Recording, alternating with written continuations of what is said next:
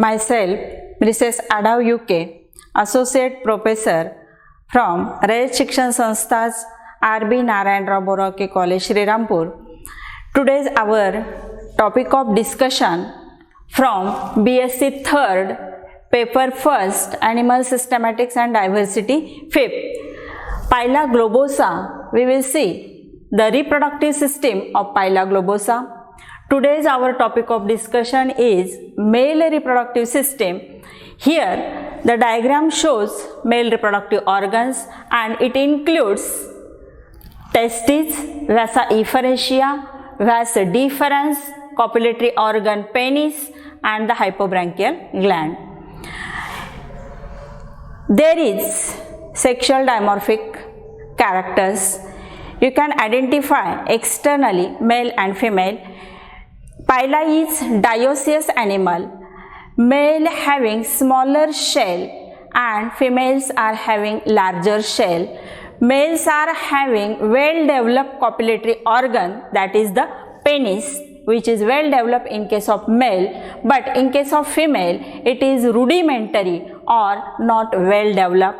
Again, there are unpaired gametes, means testes or ovaries, which are unpaired, means single gamete gonad is present, that is testis is single and ovary is also single, and there is color differentiation in testes and ovaries because they are in close association with the digestive gland, and the color of digestive gland is brownish or dirty green color, and the gonads, whether it may be testes or ovaries, there is color differentiation or they shows distinct color, that is testes is white or cream color and ovary is orange or darker color becomes during the adult condition. Today we will see male reproductive organs, that is the testes. Testes in male is single. This single testis occupies in first 2 to 3 whorls of the shell. First 2 to 3 whorls of the shell. This testis occupies in association with the digestive gland. This is the digestive gland. This digestive gland internally shows testes, and you can distinguish the color of testes is cream color or white, and this digestive gland is brownish or grey or dirty green color. This testes main the house of production of male gamete, that is the sperm. Testes produces sperm or spermatozoa, and the process of synthesis of spermatozoa in the testes is called as spermatogenesis. The process is called as spermatogenesis. Means there is process within the testes which undergo the formation of sperm or spermatozoa. This testis produces 2 types of sperms. First, eupyrine sperm, this, and the second oligopyrine sperm.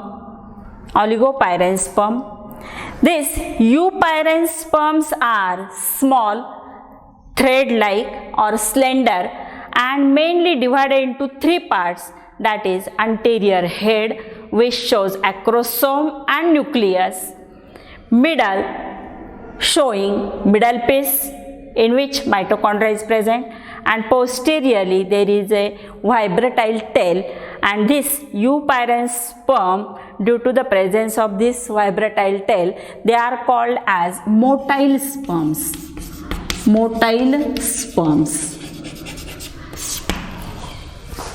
The length of this eupyrine sperm is about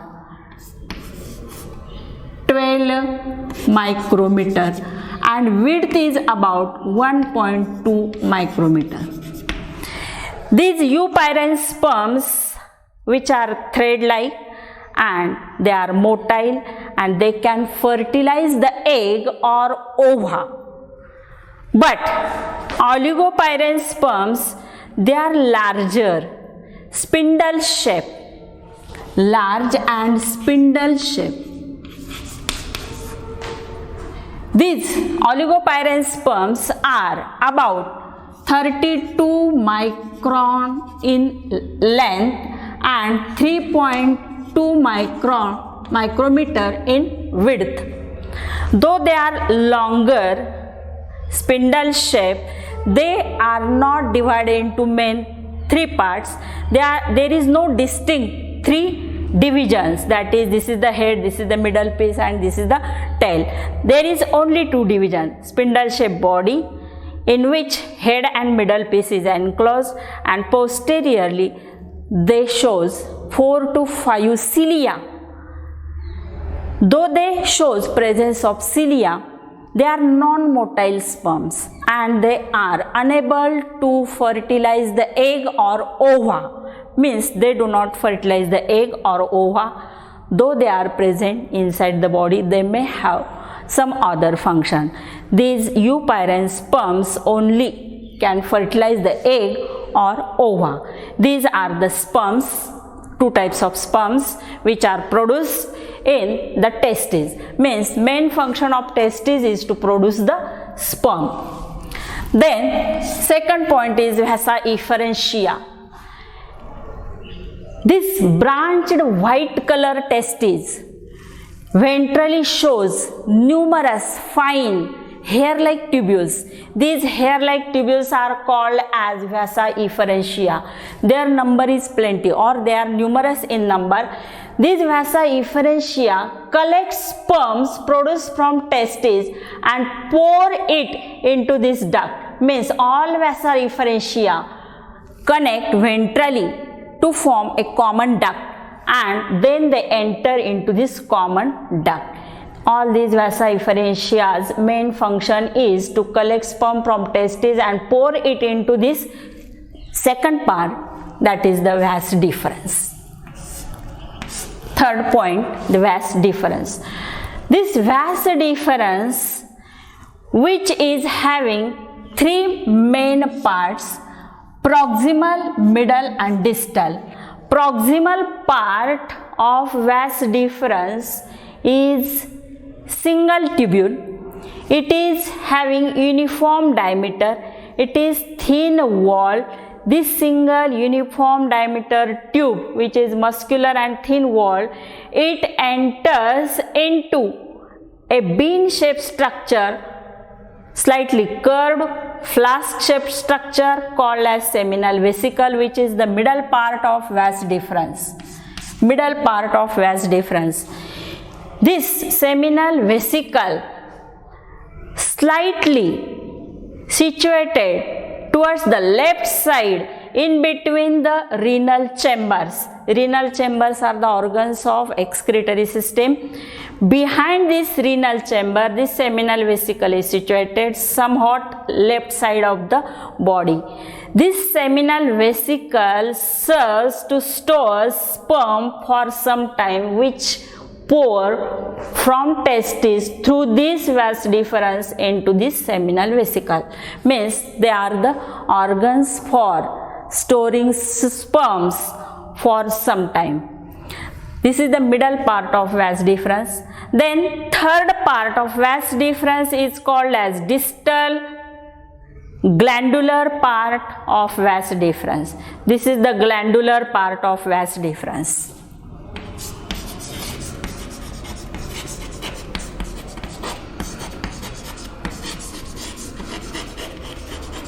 Glandular part of vas deferens, which is thick walled.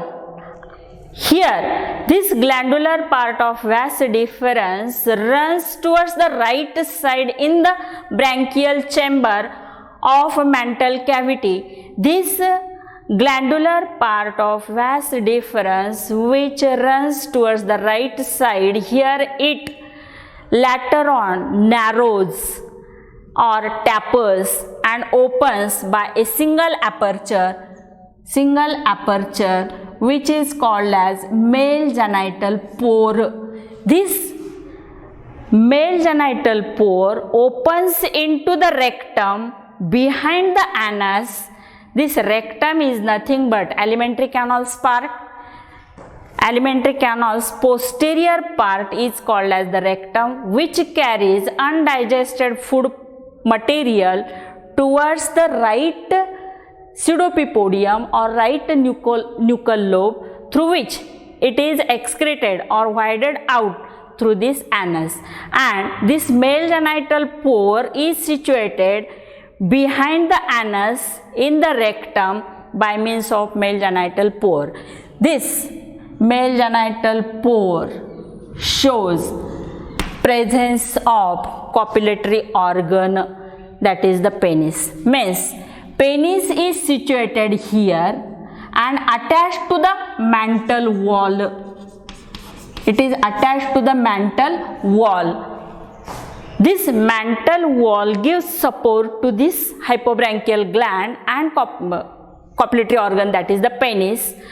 This copulatory organ, which is situated here near the right side of mantle cavity, near the right branchial chamber, and it helps for copulation. This is the copulatory organ. This copulatory organ having a large penis. This large penis, it is stout, long and stiff, slightly curved part, which is helpful for copulation. Throughout this penis there is a small groove which runs throughout the length of this penis. This small groove helps to discharge sperms during copulation into the female reproductive organ. At the base of penis there is the hypobranchial gland. This hypobranchial gland may secrete a fluid, or it may secrete a secretion which is helpful for discharging sperms into the female reproductive system. This is the copulatory organ, which is well developed penis and helpful for copulation. This penis is extensile organ. It may attain 12 mm up to it is about 12 mm in size, but it may attain 32 mm size during copulation. Means it is extensile organ, and during copulation it may attain its size in large length. This is the copulatory organ, that is the hypobranchial gland and penis. This is the male reproductive system of Pila globosa.